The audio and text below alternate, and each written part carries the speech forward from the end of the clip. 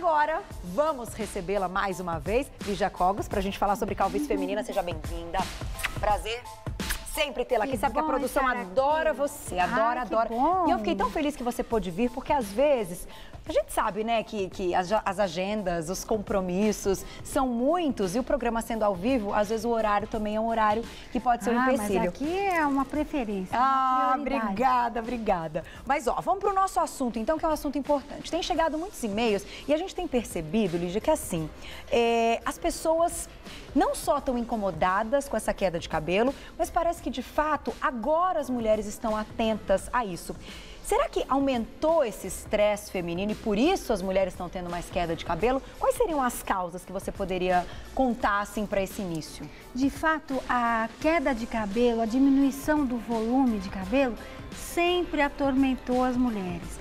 O que ocorre é que agora há mais visibilidade dessas queixas pelas próprias redes sociais, pelo computador, pelo celular, pelo Facebook, pelos e-mails. As pessoas se manifestam, veem que há outras com o mesmo problema, mas de fato a queda de cabelo nos atormenta há séculos, porque justamente uma das principais causas da queda de cabelo é a influência que a nossa parte masculina de hormônio, porque sabemos que somos primordialmente banhadas em hormônio feminino, mas temos uma partezinha de hormônio masculino que luta constantemente com a nossa parte feminina e em algumas ocasiões, em algumas circunstâncias, esse hormônio masculino que todas nós temos é captado a mais por receptores que estão lá no nosso couro cabeludo. E o hormônio masculino é responsável pela queda de cabelo, em grande parte dos casos. Então, em situações, por exemplo, de estresse, que realmente é algo que talvez nos nossos dias modernos seja uma constante, ao contrário do que talvez fosse há 50 anos atrás, né? Onde as pessoas tinham uma vida mais segura, mais calma, mais previsível. Então, o estresse aumenta essa captação de hormônio masculino. A menopausa é outro fator importante, já que o hormônio feminino cai muito e acaba prevalecendo a ação prejudicial do masculino sobre o nosso couro cabeludo. Olha que interessante. Outras situações como mulheres que têm ovários policísticos, alterações cíclicas hormonais, às vezes até algumas pílulas anticoncepcionais que têm um componente masculino mais pronunciado. Alguns implantes hormonais que muitas moças fazem para não menstruar mais, isso é um fator de queda pelo aumento do hormônio masculino que nós não podemos esquecer. Olha que interessante. O uso de anabolizantes hormonais que muitas mulheres usam para aumentar a musculatura tem como efeito colateral a queda de cabelo e até o aumento de pelos e de acne pelo mesmo fator do hormônio masculino. Só que a medicina evoluiu. A dermatologia já há tempos lança a mão do grande benefício que são os medicamentos via oral que neutralizam a ação deste hormônio masculino maligno para os nossos fios. Então, assim, quando chega no consultório essa queixa de uma queda já de algum tempo, que pode até já demonstrar algumas falhas e tudo mais, o ideal é que seja dosado aí todos os hormônios? Não, só o masculino? Eu sou da Escola Paulista de Medicina, onde o nosso lema era sempre: a clínica é soberana. Na maioria das vezes, o médico, pelo exame clínico, já detecta que tipo de queda de cabelo é. E só se ele julgar necessário, ele vai pedir os exames.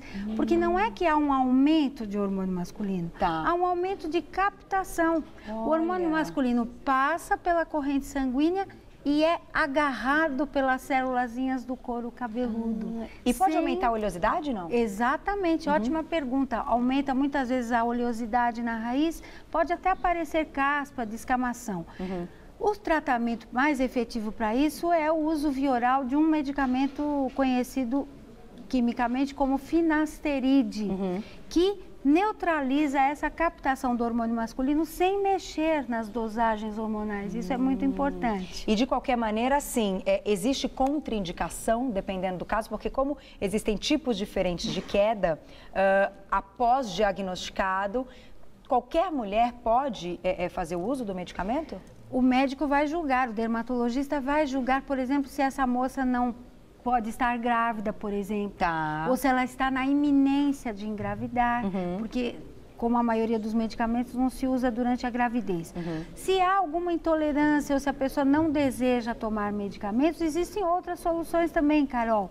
Loções à base de substâncias que neutralizam a ação do hormônio masculino, substâncias usadas somente de uso local, como a flutamida, o próprio hormônio feminino, o estradiol, sendo despejado ali na raiz do couro cabeludo. Normalmente... O próprio minoxidil, que é um vasodilatador, ajuda a nutrir. Você ia perguntar? Então, se normalmente esses medicamentos ou mesmo essas loções são manipuladas? Normalmente sim. Existem medicamentos prontos, por exemplo, à base do minoxidil, mas para uma queda de cabelo feminina típica, essa que causa aquela rarefação, principalmente nessa região do alto, que é por influência do masculino, o ideal que sejam manipuladas. Então, as pessoas devem procurar os dermatologistas nos seus serviços médicos, nos seus convênios, nas clínicas particulares, no SUS, que eles saberão lidar com isso. Mas nós não podemos esquecer, Carol, das outras causas de queda. Existem doenças, distúrbios da tireoide, por exemplo, anemias, que também podem causar a calvície. Ou situações como o pós-parto, por exemplo, o 4º mês após o parto, em que a moça perde cabelos. Aí se usam outros tipos de medicamento, como os complexos de aminoácidos, que fortalecem muito o fio. Agora, temos que lembrar as nossas brasileirinhas que nos escutam e que adoram químicas no cabelo. Que existe algo que causa dano ao fio, que é o reflexo, a descoloração. É claro que existem mulheres com cabelos mais fortes e que resistem mais. As pessoas de cabelos mais frágeis, especialmente os cabelos mais crespos, são muito vulneráveis à descoloração. Então, uma das coisas que alguém deve logo pensar, se o seu cabelo está fraco, fino, especialmente aquele cabelinho que vai ficando ralo da nuca para baixo, pense se você não pode diminuir ou até mesmo desistir dos reflexos. A tintura não estraga os cabelos, os reflexos sim, por melhor que seja o cabeleireiro. Você citou rapidamente, eu acho importante porque tem um público muito grande de meninas que acabaram de ter nenê, que estão grávidas e que vão passar por esse momento da queda de cabelo pós-parto. Então, isso assim, é algo que acontece de qualquer jeito, né? Não tem como escapar. Não tem nada que seja preventivo, por exemplo? Não existe. Existem moças que não passam por esse problema, que não têm essa vulnerabilidade. Mas nessa acomodação hormonal que acontece por volta do 4º mês, quem já ficou grávida sabe, o cabelo fica muito bonito durante a gestação. Verdade. A natureza parece que quer que a fêmea mantenha o macho protetor ao seu lado durante os meses de gestação.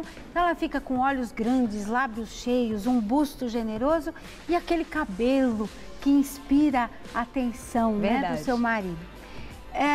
No entanto, por volta do 4º mês, há essa oscilação hormonal e a moça começa a perder cabelo, às vezes até de forma desesperadora. O melhor a fazer é procurar o seu dermatologista. Não vá nesses institutos muito pomposos, com nomes de cabelos, Advanced, tudo isso. Na maioria das vezes são coisas enganosas. Procure o seu médico dermatologista. Não será preciso nenhuma aplicação de aparelhos especiais, nada disso. O que vai precisar é de uma loção, geralmente à base de progesterona, que é um dos hormônios presentes na gravidez e que como que o organismo sentisse falta depois disso, depois que naquele o bebê nasce. 4º mês. Então, loções à base de progesterona, de minoxidil, aminoácidos e muitas vezes a moça ainda está amamentando no 4º mês. Então, existem medicamentos que podem ser tomados, principalmente os à base de proteínas e aminoácidos nessa fase. Que não tem problema. E o dermatologista irá orientar. E em 1 mês, 2 meses, a queda de cabelo cessa, às vezes são necessárias até uma injeção intramuscular, de um corticoide para bloquear a queda, se a moça não está amamentando. E tudo isso é contornável. Outras situações que promovem a queda de cabelo são as situações de grande estresse abrupto, que causa aquelas peladas, aquelas falhas grandes. Às vezes a perda de alguém, a mudança de cidade, uma condição de muita insegurança pode desencadear.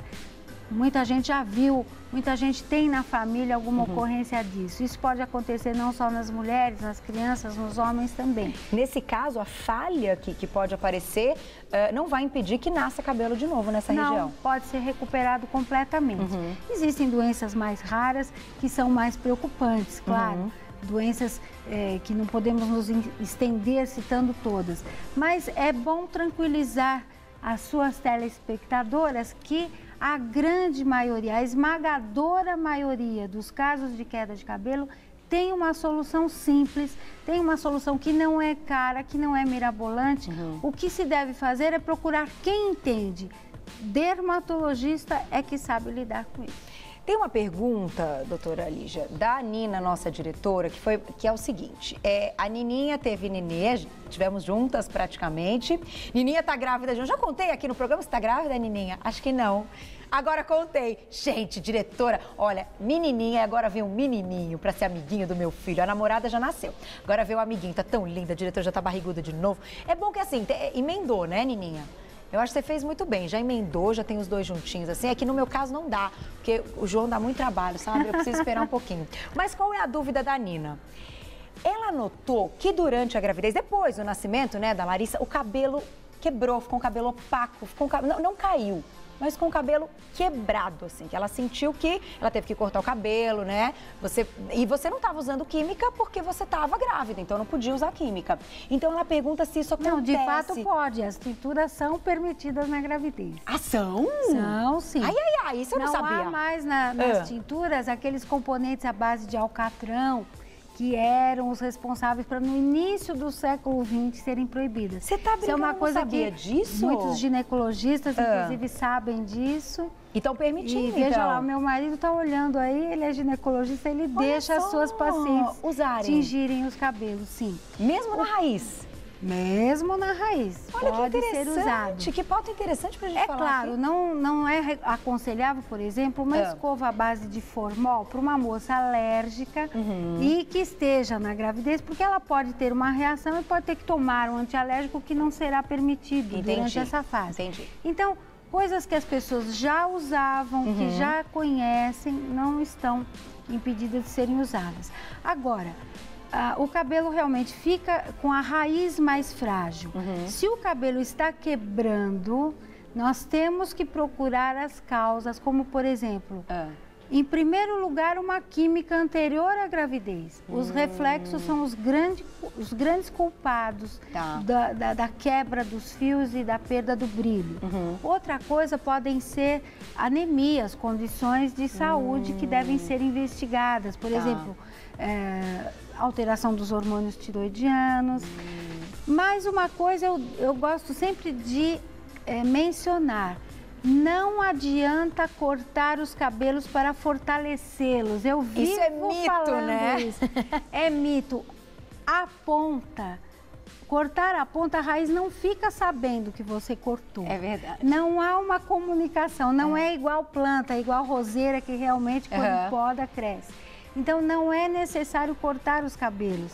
As moças que ficam tristes e se submetem ao verdadeiro sacrifício no altar do cabeleireiro para cortarem, não precisa fazer esse sacrifício. Vá quebrando o galho com o seu cabelo, mesmo que ele esteja um pouco desordenado, com aspecto um pouco selvagem, não faz mal. Porque até mais comprido, até dá uma ideia que de repente está caindo menos, que ele está mais cheio. A moça fica mais alegre com o seu cabelo maior, né? Quando corta, aí sim que vem a depressão. As mulheres têm isso, né? Quando o Sidney vem aqui no programa, ele fala muito isso. Agora, uma outra pergunta que eu acho importante é o seguinte, ligada à queda de cabelo. Quem está passando pelo problema vai procurar ajuda, vai ter uma orientação e vai fazer um tratamento. A gente sabe que todo tratamento demora um tempo para que tenha um resultado, para que essa queda cesse.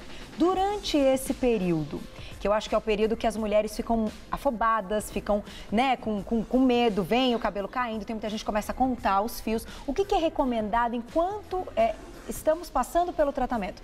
Pode lavar o cabelo todo dia? Tem algum cuidado especial para o cabelo, de repente, cair menos? Existe isso?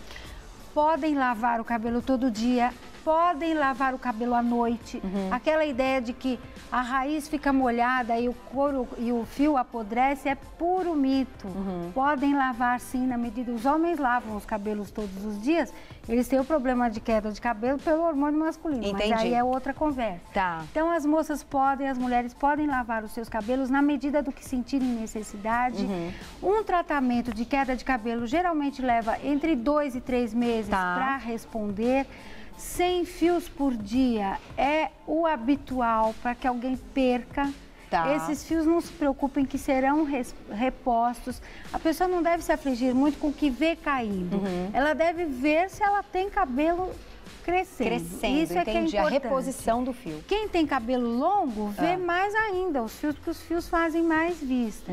Então não precisam se afligir, podem pentear. Cuidado para não traumatizarem os fios com secador muito quente. Cuidado com os alisamentos, só usa a base de formaldeído. Esse assunto é sempre polêmico. Polêmico que você vai me falar aqui no programa. O formaldeído não estraga os fios. Ele pode até dar alergia, ardor nos olhos, mas ele não estraga os fios. Existem produtos autorizados pela Anvisa e que podem ser usados. Os outros tipos de alisamento costumam causar dano.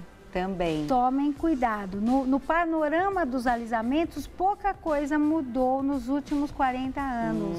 E uma das coisas que é uma conquista são os produtos à base de formaldeído que conseguem encapar o fio com queratina sem causar dano. Chegou uma pergunta aqui da Fernanda, que eu imagino, chegaram várias, tá? Eu vou fazer a da Fernanda, que na verdade ela se coloca aqui como um pouco desesperada. Fê, um beijo pra você. Ela diz que quando ela lava o cabelo, cai de encher a mão.